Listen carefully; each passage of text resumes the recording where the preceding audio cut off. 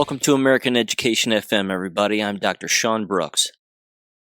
Welcome back, everybody. I want to start with this geopolitical breakdown here, and it's kind of a summary of a 4chan post that was kind of making the rounds, and it was describing the geopolitical tug of war back and forth, and basically, at least in this individual's opinion, the real reason why we are in Iran, among others. But it's basically, again, to sort of streamline what it is that they've been doing with their resources, because apparently they've been using their resources only for limited individuals and essentially selling it on the black market, so to speak. So, as the Promethean action women have brought up, this is destroying the London banking system as we know it, which is a good thing.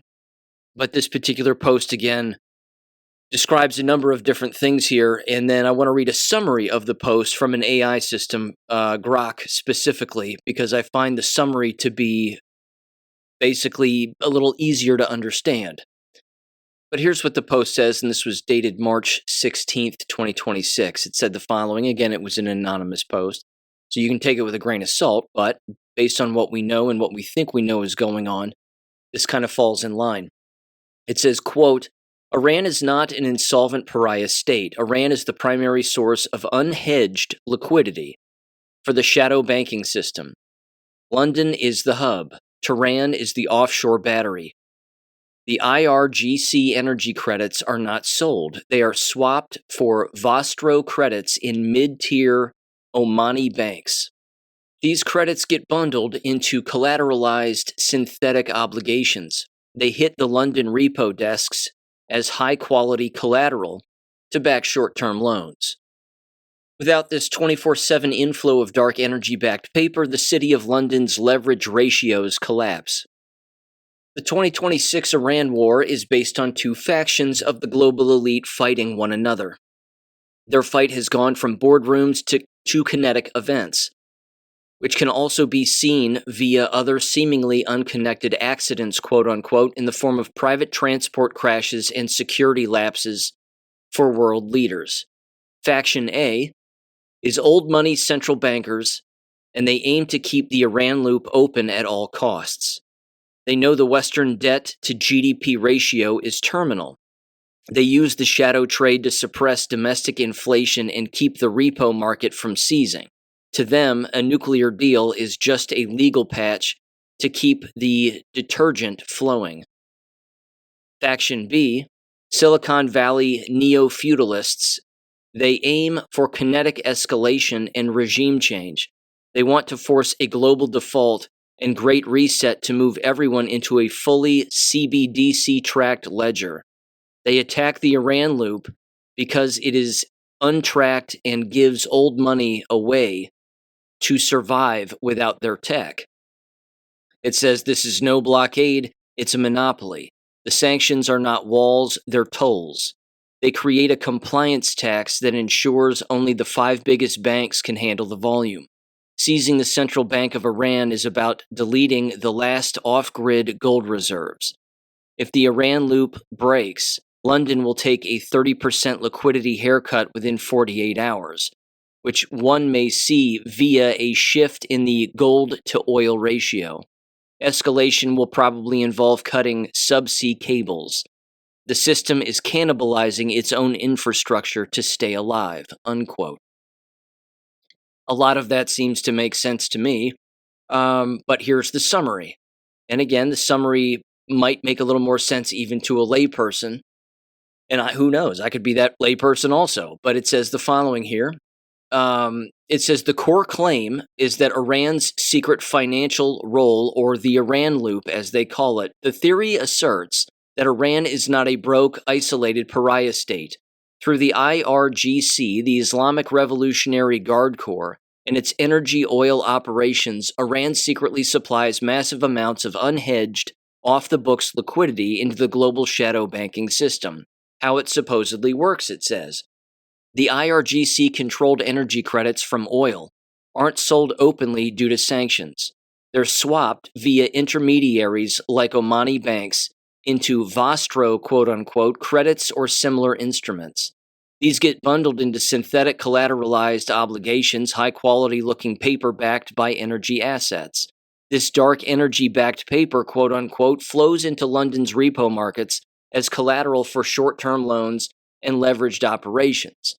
This constant 24/7 inflow helps stabilize the City of London's leverage ratios and prevents repo market freezes.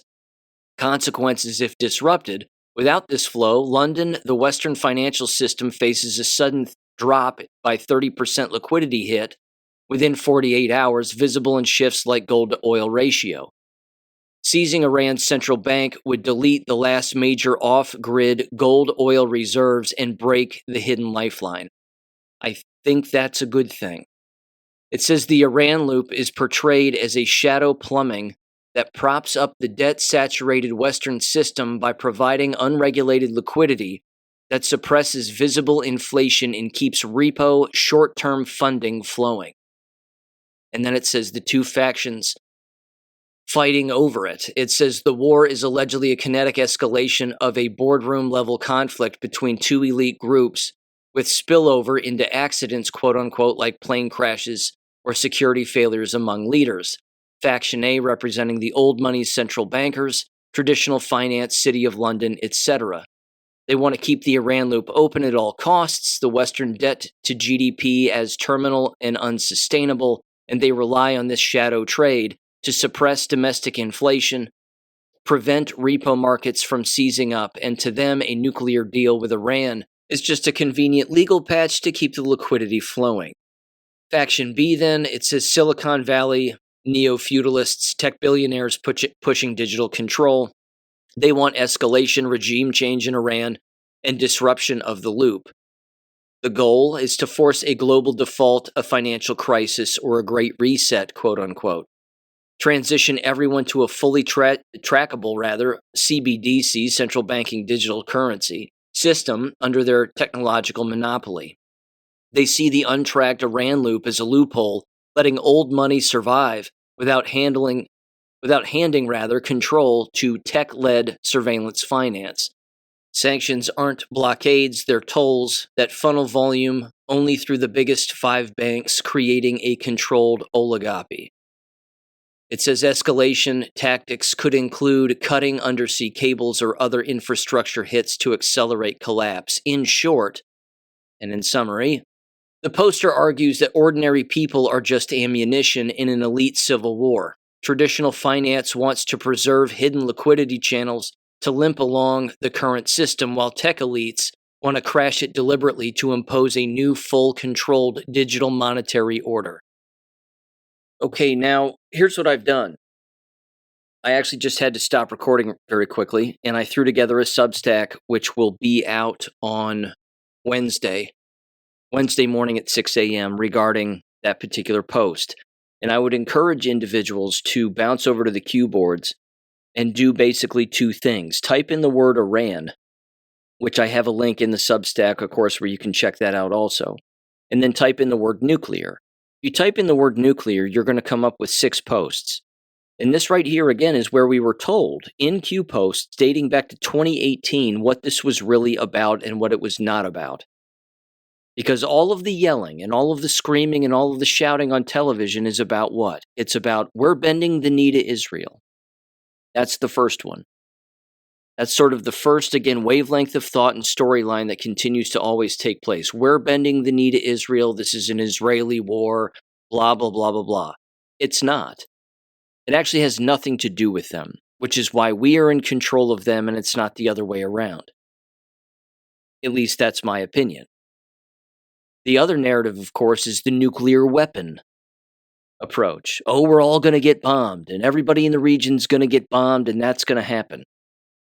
You go down these Q posts, and you go backwards into these Q posts, and you can see exactly what this is about. Keeping in mind, this is a long time ago.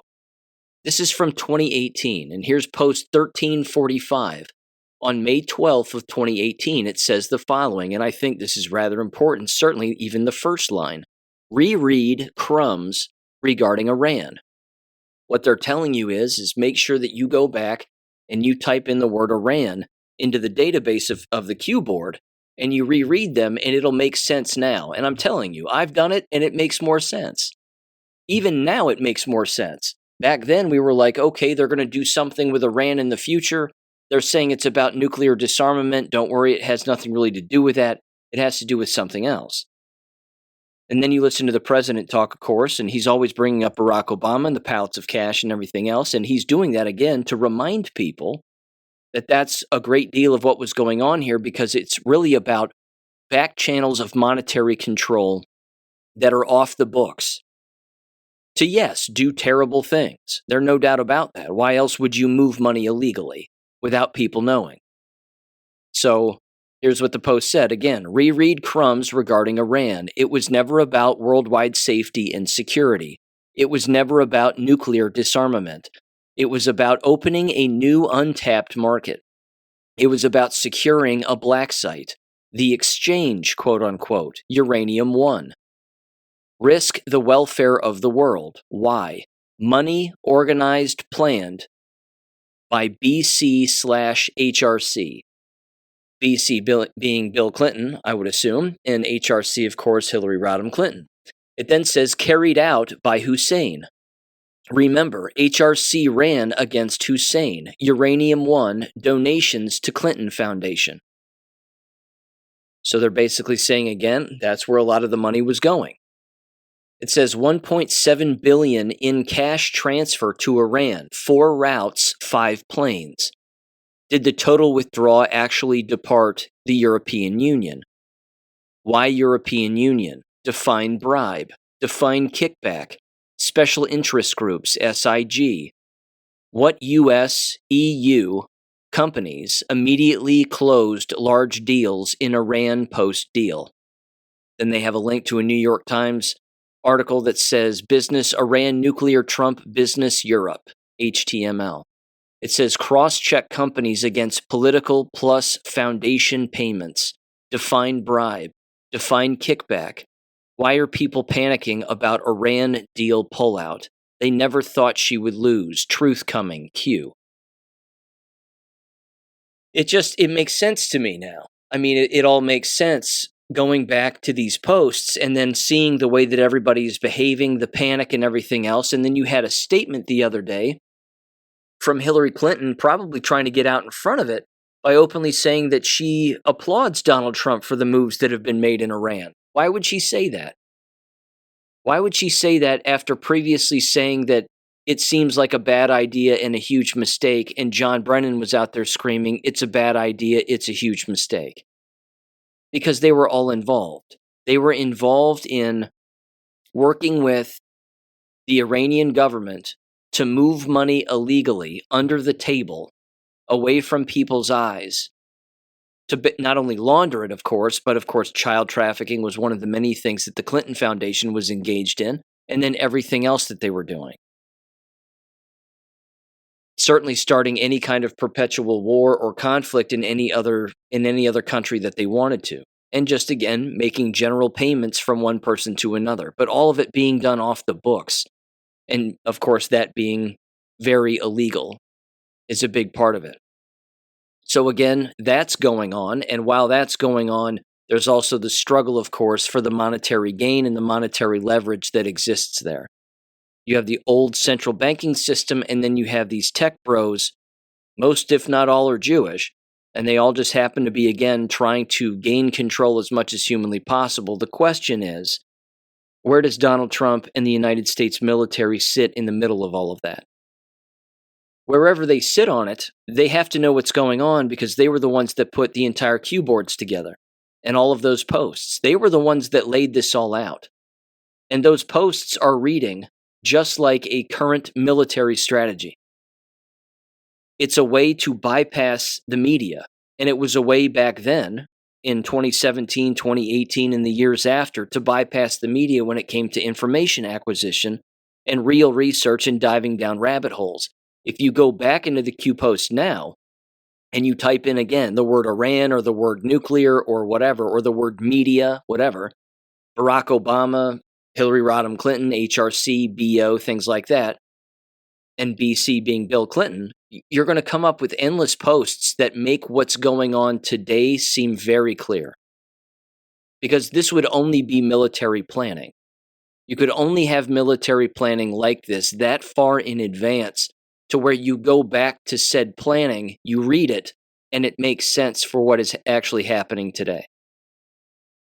So that's my 2 cents on it. Again, there'll be a Substack out about it just very briefly with necessary links and things of that nature on Wednesday morning at 6 a.m. if you're interested. Also over there, I put together the James Bond predictive programming about the mRNA and nanotech stuff with movie clips embedded in the whole thing. You're more than welcome to bounce over there and check that out too.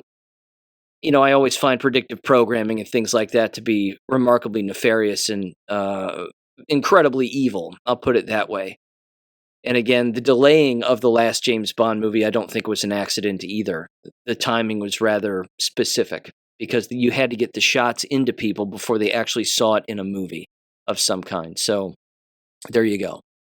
There was also this is from BioClandestine. And again, I kind of alluded to this in the Substack article, but it has to do with how we've seen the lack of participation among the European Union and the UK in all of this. And I think that's remarkably telling because that implies that they were involved. And they were certainly involved given their old structures with the Rothschilds and the central banking system. They were involved from that aspect. They were involved from wanting to move money illegally through back channels and not their standard channels of banking, because if they did, then everybody would see it and people would be able to find out what it is that they were actually doing. Of course, what we know, just based on what our eyes tell us, a lot of that had to do with what, do you think? Probably illegal immigration, which isn't illegal immigration as much as it is an invasion from Africa and Middle Eastern countries and India. That's what they've been doing with their money, because moving people isn't cheap.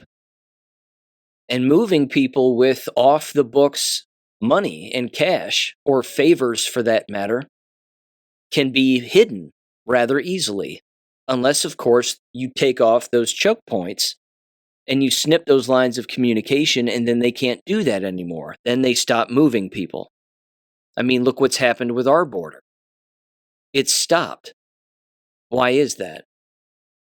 It's not just because there's better border security, so to speak. That's a big deal, and that certainly helps. But it's because people aren't getting paid anymore. The lifelines of that money are cut.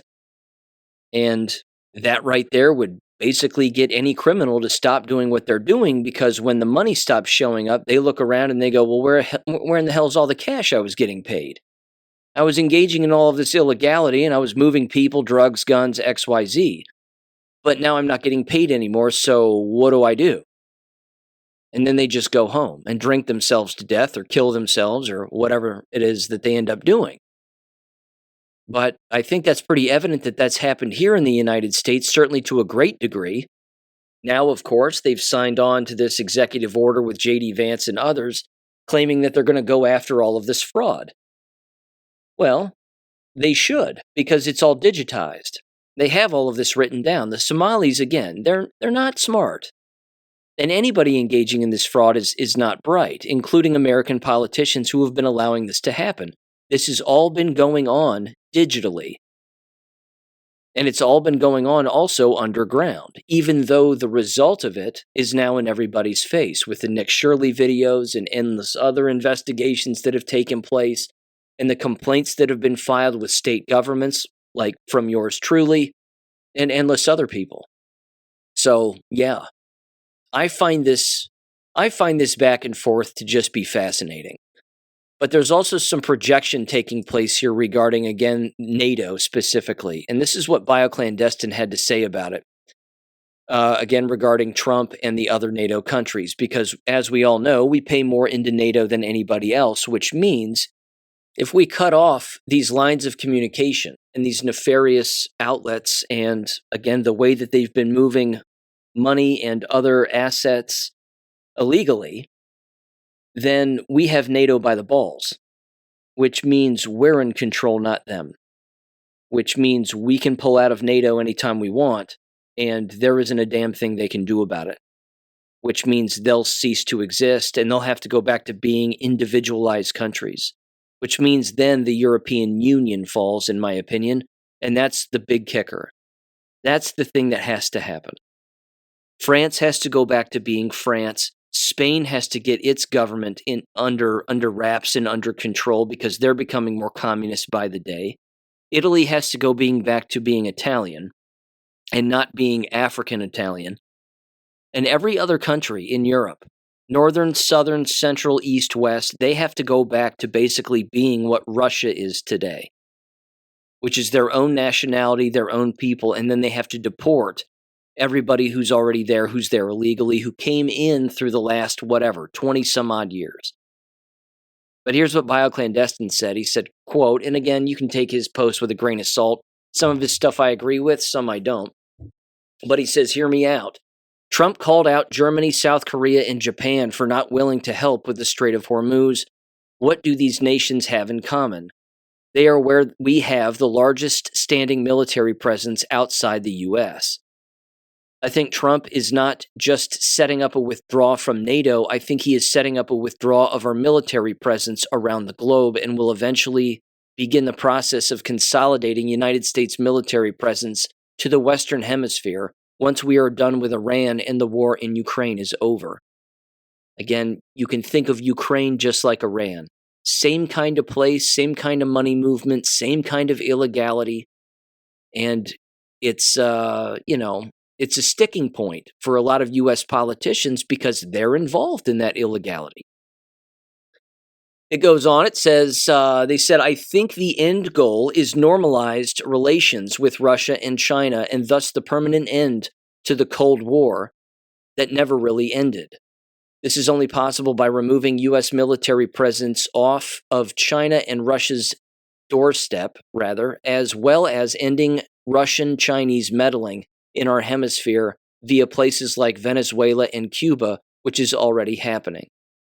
What if the U.S., Russia, and China just agreed to stop the espionage, weapons of mass destruction, proxy wars, and meddling in each other's regions? What if the superpowers were on the same side instead of against each other? It's possible that things seem to be inching in that direction. Russia and China are losing their influence in the Western Hemisphere, and Trump is posturing like he's going to remove our presence in the Eastern Hemisphere.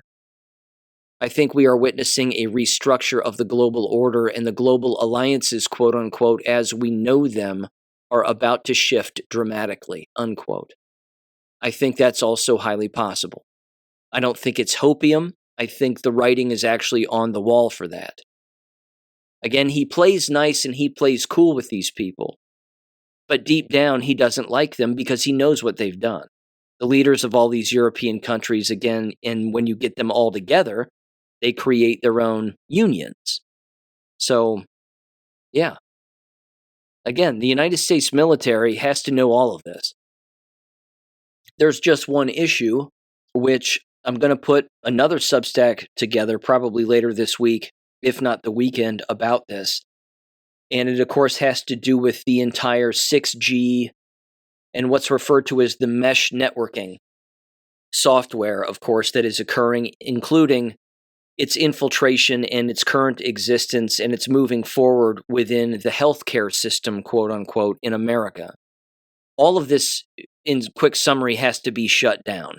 I'll just say that right now. I'm going to spend a little time on it here at the end of this show. But again, if anybody's been reading any of those Substacks that I wrote from years ago having to do with the wireless body area network and the work of Sabrina Wallace and everything else, she still stays on this subject on a regular basis, and she updates it with regularity with, again, new papers that are being written by new graduate students and new universities and so on and so on. And it's not going away. I mean, the 6G, 7G network is already here, and it's borderline inescapable with how overwhelming it is, how many people are involved, the number of companies, the amount of money. The only thing that could actually shut it down permanently would be the United States government, and it would have to be the military.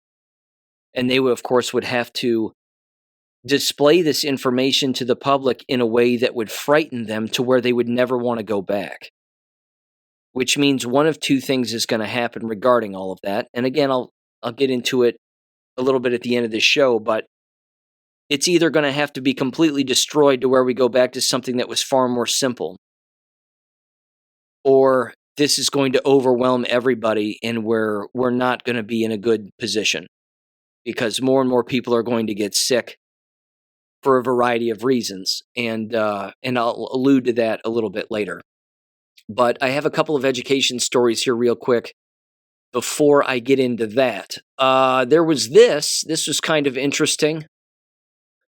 This was sent out by Sandy Adams in Michigan, and it was a memo, essentially a letter from a school superintendent of the Holly area schools in Michigan. And they said the following here regarding Life Touch and their, yearbook pictures and all of that stuff. It was dated March 16th, 2026, and it said the following. Dear Holly area schools families. It says the Holly area schools, the health, safety, and well-being of our students and Bronco community is our number one top priority. Is our top priority. Again, they front load this as you would expect. But they have to because they say that phrase all of the time. So, yeah. They went on, it says, we are committed to protecting the privacy of all Broncos students, families, and staff. Well, kind of, but not really.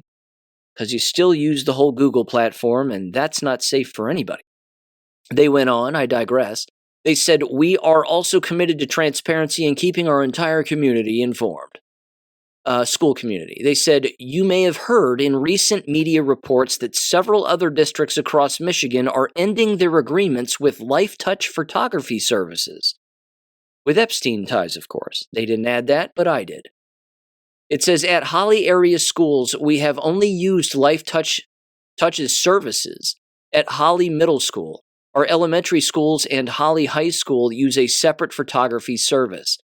Given the recent reports, we are now ending our agreement with Life Touch and are in the process of moving to another photography service for the middle school.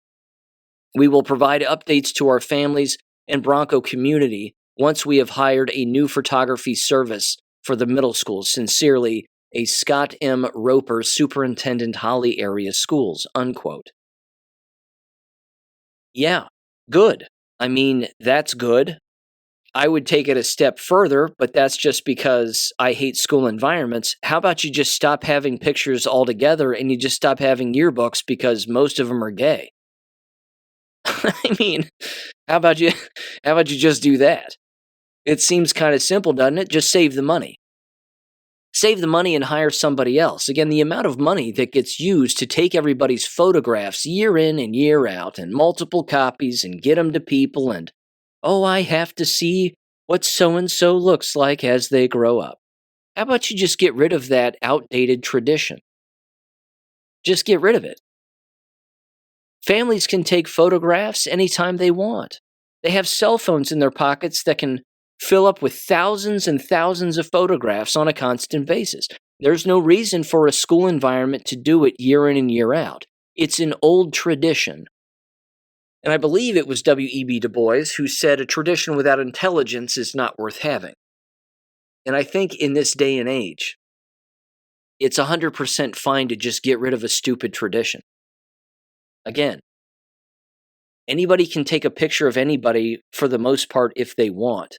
But having it on record year after year after year in giant books of little kids, I mean, it's kind of gross if you think about it that way. You go into any school library and what do you have? You have decades and decades and decades of books of just little kids. It's kind of nasty. But again, these people aren't thinking about any of this. And of course, they were using Life Touch along with these other services, which Life Touch can't be the only one.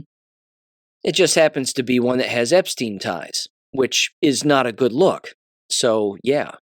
The safety and security of our students is our number one concern. Well, if that's true, then you've got a lot of cleaning up to do because Life Touch pictures are just a piece of the puzzle. They're a small piece, but they are a piece, and it does matter. So, yeah.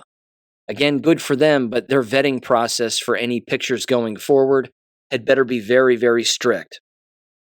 Because again, if some intermediary gets a hold of those photos and does whatever they want with them, that school district is going to have a lawsuit just like any other school district will, the size of Texas, and it will flatten them. That's why you remove the ability for a threat to even exist. Just stop having yearbooks. Stop taking pictures. Stop with the prom pictures. Stop with the graduation photos. If you want graduation pictures, take them yourself. That's all.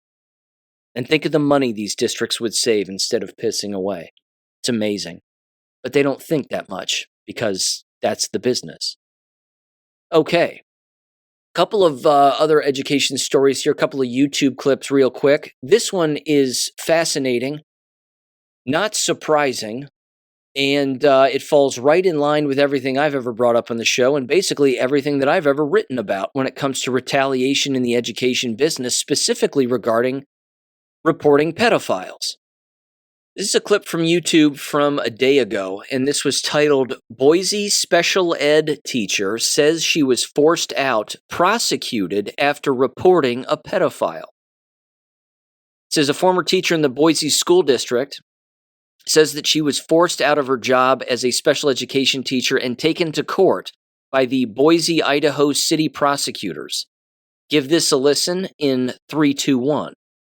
At first, former Boise School District special education teacher at Valley View Elementary School, Mary Ann Baker, didn't suspect that her colleague, Gavin Snow, was doing anything wrong, characterizing him as a nice kid that worked hard. But she says that all began to change after she saw him holding up a cell phone in the class's bathroom with a student. Before Christmas break, I walked into the restroom and he had a cell phone and he was rushing out of the restroom with the cell phone up in his hand. And I thought, I said to him, what do you have? Do you want to show me something? And he said nothing and he put it away. And then I saw a student in the restroom with him. We worked very closely together, all of us. So there was no reason for me to mistrust or think that anything was up at that point. Baker says cell phones were against the rules anywhere in her classroom and that she felt confused why Snow seemed to use his so much. She says cell phones were a distraction in her special needs classroom where many of her students have severe autism. Then other factors about her encounter with Snow began to bother her. Later, as I started to recollect that situation and other situations that where the cell phone, it was just common thread of the cell phone. Why is the cell phone with him and out? Baker says as a mandatory reporter of things like sexual assault, she decided to report what she'd seen to the district. A police report obtained by CBS 2 confirms Baker's account. Just days later, police attempted to arrest Snow, who committed suicide before he could be taken into custody. Then the district brought Baker in for a meeting and warned her that she wouldn't like what she was about to hear. The Boise Quad supervisor, she stripped me of my badge, all communication. My classroom, I was plucked out of my classroom. And I said, please, this is time for healing. You don't understand the damage that you're going to cause those children and their family by taking me, the teacher, out of the classroom. I mean, this classroom, unless you're in that classroom, you don't understand how difficult it is. One of the most difficult classrooms to run. And I was devastated. I said, what are you doing? I reported a pedophile. That pedophile was stopped. And now you're treating me this way? I don't deserve this. Baker was brought to court on 2 misdemeanor charges of failing to report suspected abuse at her school in time. Boise City prosecutors said Baker failed to report 2 incidents involving photographs Snow took of students and what Baker knew about them. State law mandates school employees to report suspected sexual abuse within 24 hours. She says the judge promptly dismissed the charges, saying prosecutors hadn't succeeded in building a criminal case. Based on not finding anything that fit me criminally, the judge said, I'm dismissing this case with prejudice. That means that those charges have been dropped, that there was not criminal activity, and that you cannot come after me again. The Boise School District has paid $7 million in lawsuit settlements related to Gavin Snow's abuse to parents so far. Baker has also filed a $1 million tort claim against the district, which could lead to a civil suit. In that claim obtained by CBS 2, she says she was forced to resign after she filed her report against Snow. The district disputes Baker was terminated and says she was not denied due process. They declined to comment further, citing Baker's pending tort claim. We've reached out to the prosecutor's office for comment. We'll let you know if we hear back. They don't have a case against her because apparently she didn't do anything wrong. If she told someone what she witnessed and what behavior seems strange, then that's good enough. Again, it sounds like it was a teacher's aide or a young teacher or, I don't know, a student teacher or something who was, again, following these handicapped kids into the bathroom and then taking pictures of them with his cell phone. And then when he was questioned about it, killed himself. Well, guilty. I think that's pretty clear. But even so, as the law states, as it is in most states, you have to report it immediately. It's not even within 24 hours. It's within like 30 minutes or 10 minutes. Or again, in Ohio, the word immediately. In the state of Florida, I think it's 2 hours. But here in Ohio, it is immediately. It means if you're in the middle of your ham sandwich, you have to swallow it, pick up the phone, and then make the call. And it has to be that fast. But if she did that, and she reported it quickly, the actions of the school district toward her are perfectly standard and actually just sort of par for the course when it comes to their kind of behavior. They even, of course, as you heard, went so far as to try to prosecute her for a failure to report. When in fact, if I had to take a guess, I'd say that the school didn't do their due diligence on a background check regarding this kid. And if anybody in that building of an administrative title was told about what this kid was doing, they neglected to fire them, let alone question them themselves, thereby placing all of the blame on the teacher and then attempting to, again, deflect from their own involvement or their own lack of due diligence and just blame the teacher and say, well, it's their fault. They didn't know what they were doing. Administration in the American K12 school system, along with most working environments, operate just like that all of the time. They aren't interested in accepting blame. Not ever. And they'll throw anybody under the bus to deflect from their own involvement in illegality, and in this case, a failure to report.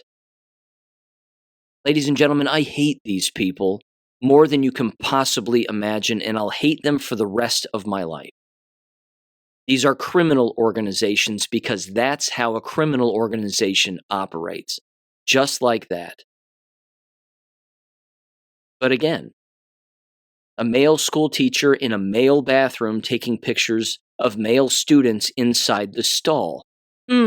Sounds kind of familiar, doesn't it? Kind of familiar.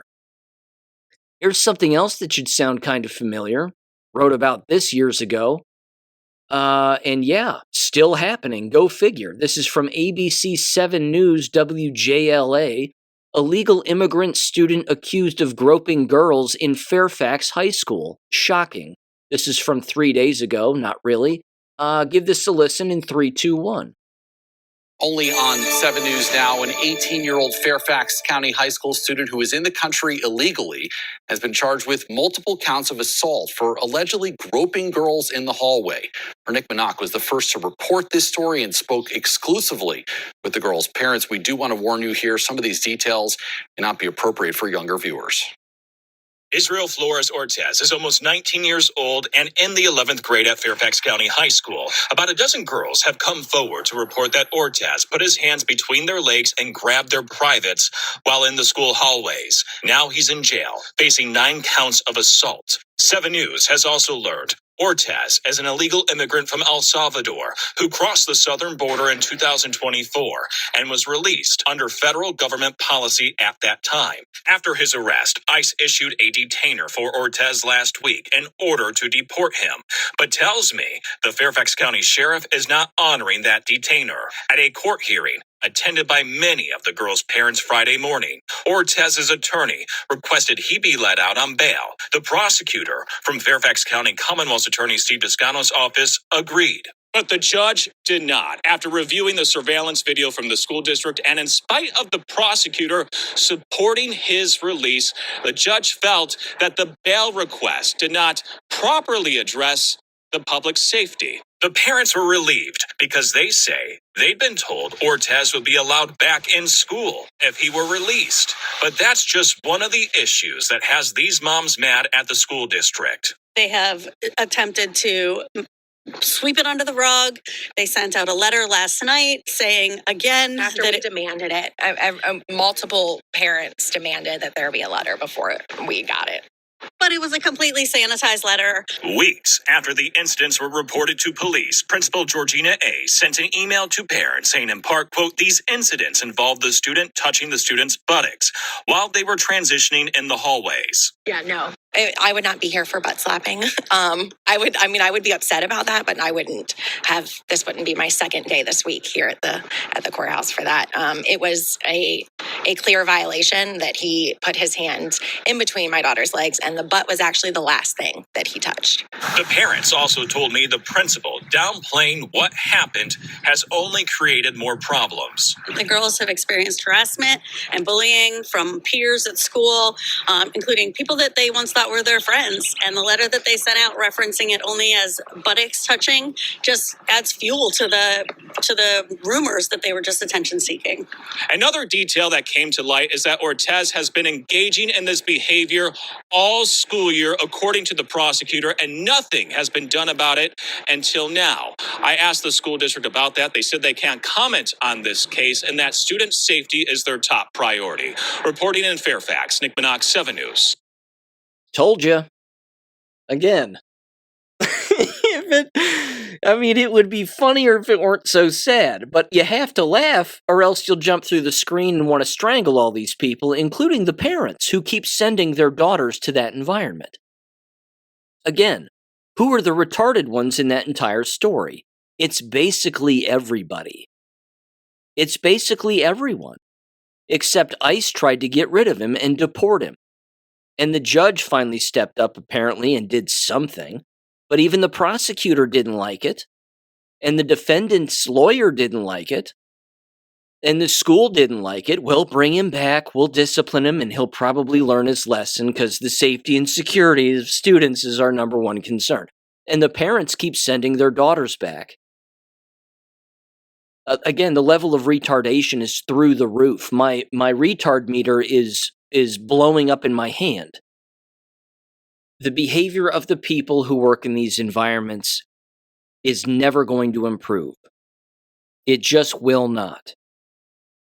You can't cross your fingers, go to court, click your heels together, and assume that everybody's going to change for the better. It isn't going to happen. It will always get worse. A victim may be victimized again, a singular person. But again, if everybody keeps going to the same environment, there will just be a different victim at a different time. So people continue to send their children to these environments, knowing that maybe they're not being victimized any longer, or they think that just because they've been victimized, well, the die has been cast on that victimization, so they'll recognize it and they'll say things the next time and they won't allow anybody to get away with it and they'll speak out and blah, blah, blah, blah, blah, thinking that all of a sudden they'll never be victimized again, or if they are, then they'll continue to tell people. It's just an asinine way of trying to rationalize your continued participation in a school environment, which is a criminal organization. How many times have I said on the show, quote, "The safety and security of students is our number one concern"? It's been brought up at least 4 times in this episode alone with 2 separate stories. Or 3 separate stories, frankly. It's their standard line because it's communistic. They have to say that because they want to make it sound like it's legalese, which it kind of is, but it doesn't match their actions. It doesn't match what they're doing. What is an 18-year-old illegal alien from Ecuador doing grabbing vaginas in the hallways of a school? Let alone being in an American school as an 18-year-old with no legal papers to begin with. They're past the age. They shouldn't even be there. You're talking about low IQ sand rats who have no business being here. Again, it just... You have to separate the intelligent from the non-intelligent. You just have to. Public school and schools like that are for the low IQ, conformists, and whomever, the ignorant, the naive. Leave those environments for those people. The wisest are the ones who never go. The wisest, I would even go so far as to say, because you have to be fair and you have to group these people in there also, the wisest are the ones who not only don't go and break that cycle of abuse, which I've talked about generationally, of course, in past episodes, but they're the ones that are still in the environment, and then mid-year, they go, I've had it, I'm done. I can do this on my own, I don't need this place, and they leave having currently attended, and they leave everything behind. But, I mean, I use the word everything loosely. They're not leaving everything behind. They're leaving nothing behind, which is the best part. They're just leaving in the middle of the year or whenever they're actually attending the school district to then improve themselves immediately, knowing that they'll never go back. And they instantly, and I mean it's instantaneous, they instantly gain IQ points. They instantly become smarter human beings and more aware and healthier people. Instantly. It's not, well, Billy and Sally took some time to adjust to home learning and it took them a long time.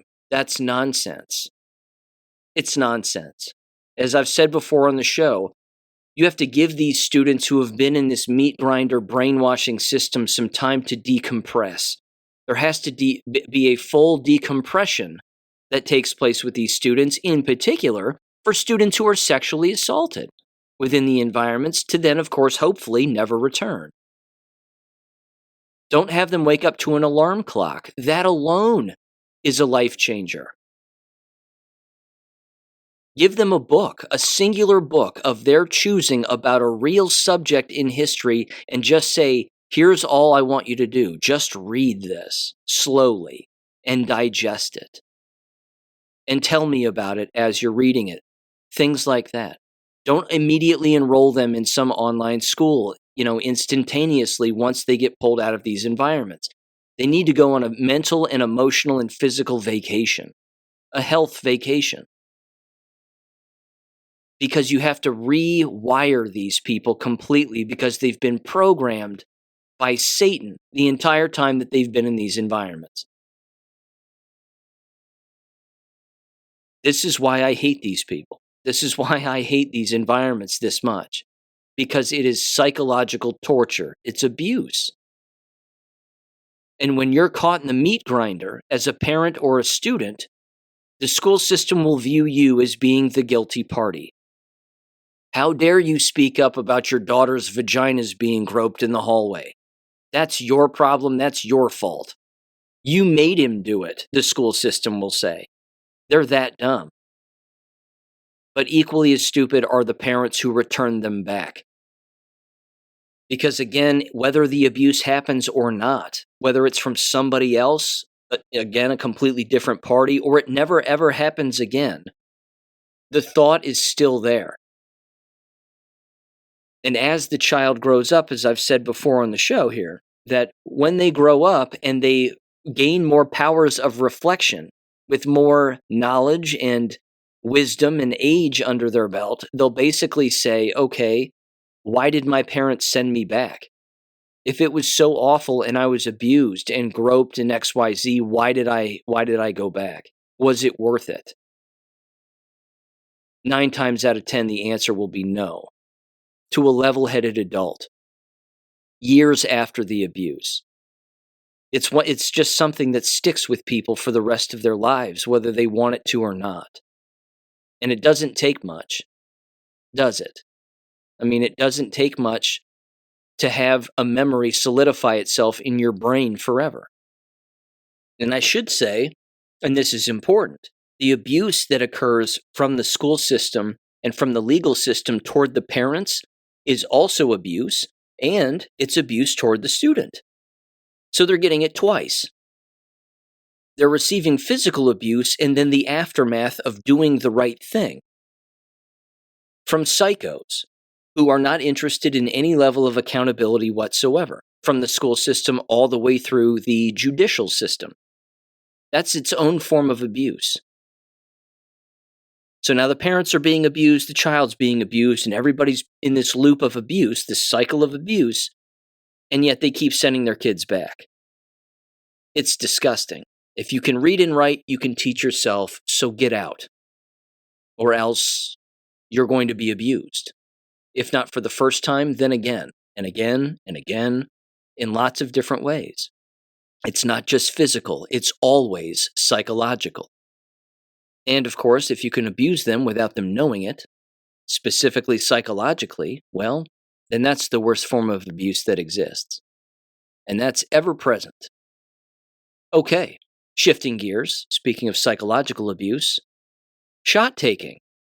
This is from the local Tri-County newspaper rag that exists here in Southwest Ohio, the Journal News. Get a load of this nonsense.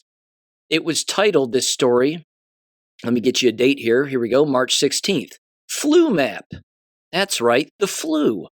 This thing that they think exists. Ohio hospitalizations fall for flu, RSV, and COVID-19 largely unchanged.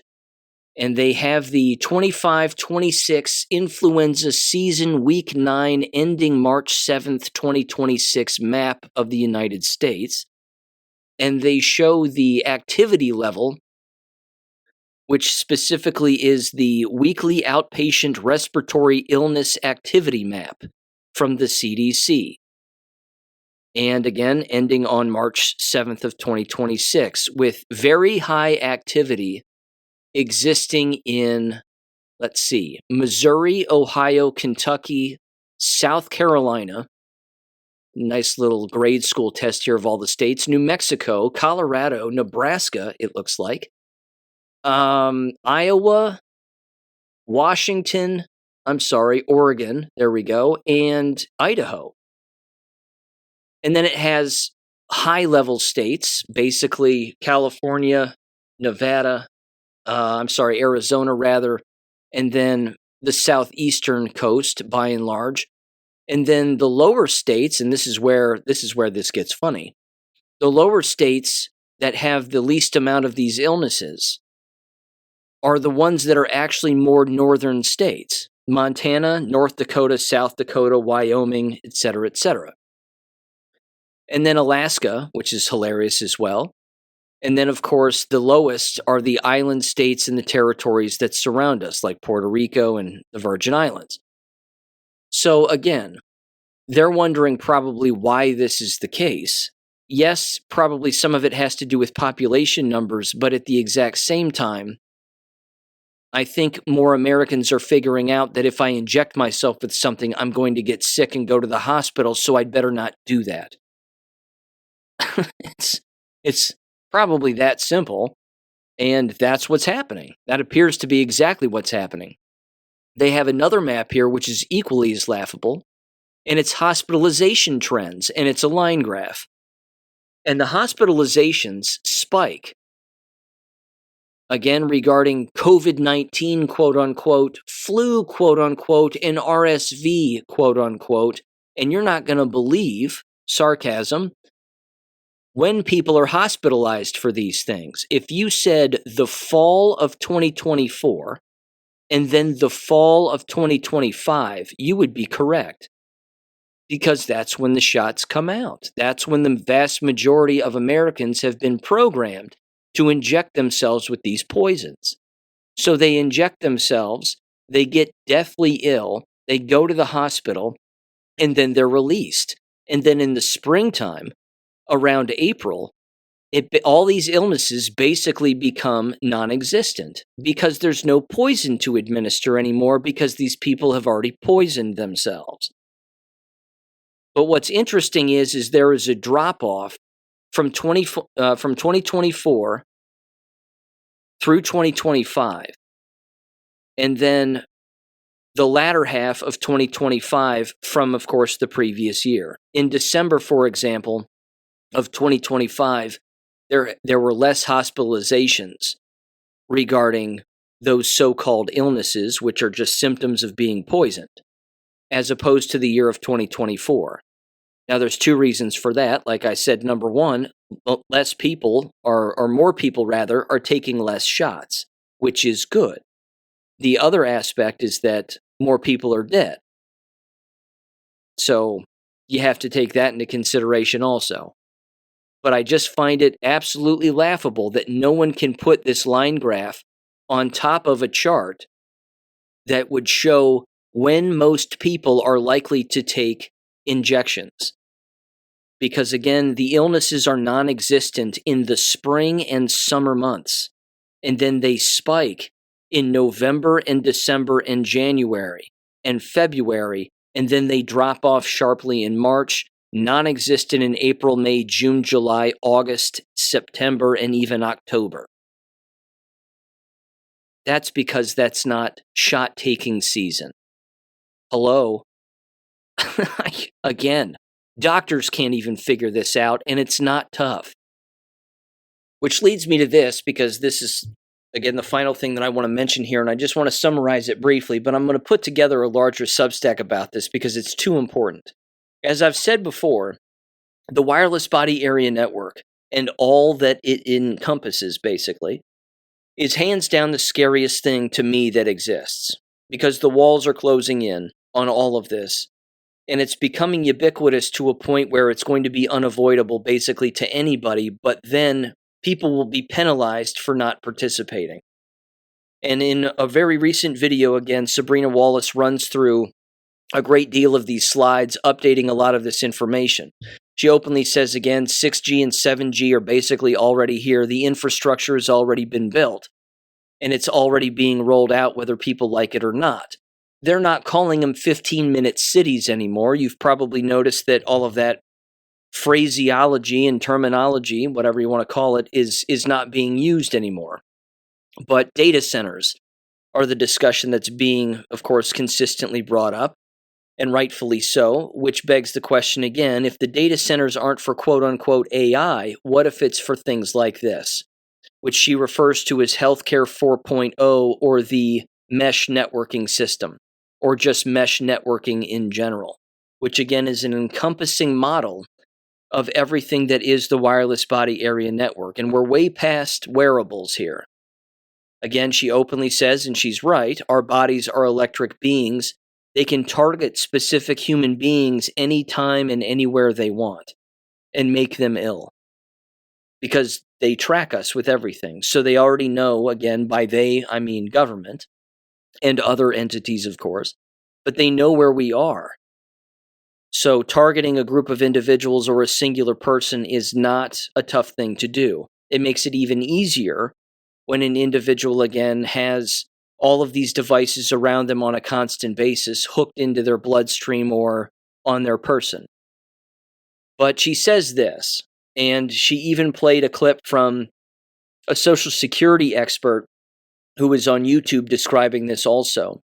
And she said the long-term compliance scheme in all of this is that in the end, if you do not participate in your doctor's or a hospital's line of treatment for an ailment, whatever it is that ails you, whatever condition, that if you fail to take it or you fail to do it, your Social Security, Medicare, Medicaid insurance will be cut off. You will just not be able to use any of those services whatsoever. That's difficult for people to believe, but then she openly says, and she said that even too, she says, I understand some people would say, well, that's impossible. What about this, that, and the other? What about right to try? What about, constitutional freedom and XYZ? She simply said, look what happened during the COVID lie. You walked into a hospital with or without a family member, either yourself or with a family member. And before you know it, they had an entire protocol, the hospital did, and the nurses and the doctors and whomever. And they had an entire protocol on their computer screen that they blindly followed without listening to anybody, whether that be the patient or the patient's family who was present or anybody who knew the person and knew what they could tolerate and knew what they couldn't. And they instantly followed their protocol, which, as we all know, was remdesivir and endless poisons, and then a tube down your throat with a ventilator to breathe, and then you're dead. Morphine, etc., fentanyl, whatever. They've already done it. The 2020, 2021, 2022, probably still now, all of that stuff is still policy for them. Now, the policy's probably shifted a little bit, so much so that if a person thinks they have COVID, which doesn't exist, there's just poisoning, they'll go into a doctor's office or a hospital and they'll be prescribed now Paxlovid, which is more money for the machine, as opposed to having a tube rammed down your throat, which was their initial approach. That was their initial, again, protocol. What she's saying is that in the future, the protocol will be your lack of compliance is going to be penalized against you so that you're not going to have any coverage of any kind. And then you'll be on a database of people who are not compliant, which means the likelihood of you being able to regain any insurance if a person wants health insurance or be able to use any services of that nature, Medicare, Medicaid, whatever. They might give it back to you, but it will be basically a coercive bribe.